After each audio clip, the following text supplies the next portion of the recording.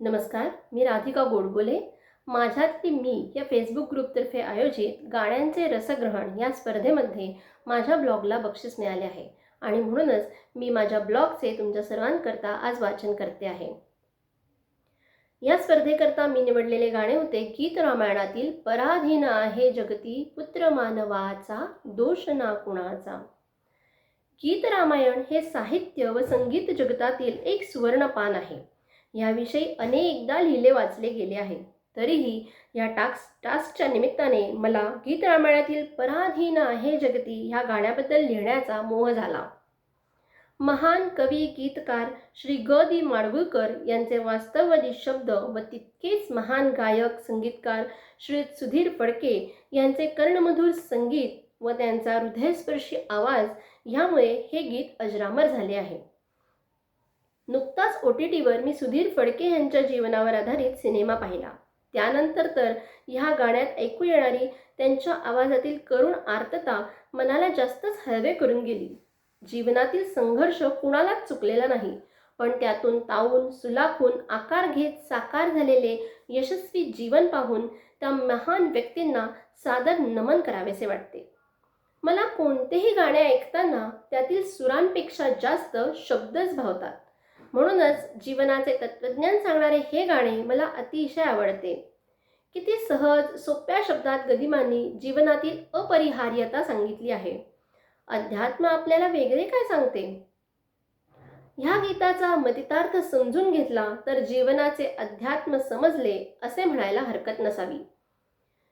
दैवजात दुःखे भरता दोष ना कुणाचा पराधीन आहे जगती पुत्र मानवाचा. माय कैकयी ना दोषी नाही दोषितात राज्य त्याग कानन यात्रा सर्व कर्म जात.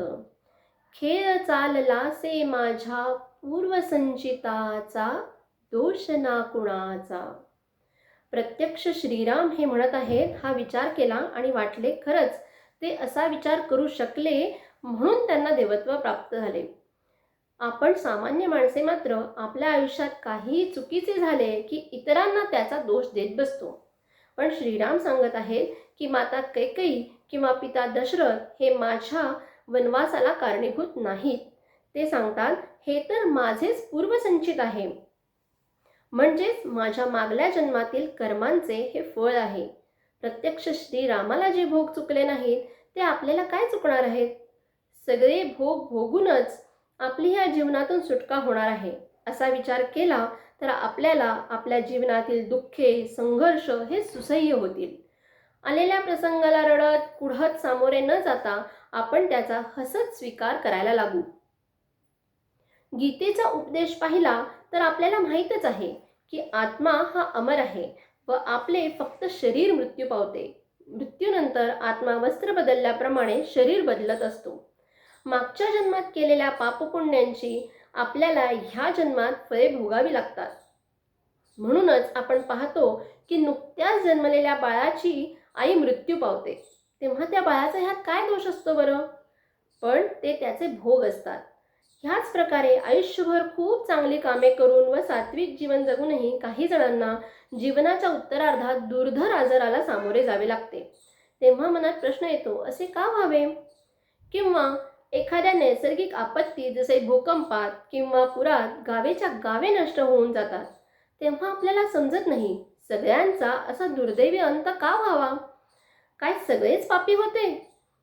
नाही ना, तर मग असे का व्हावे?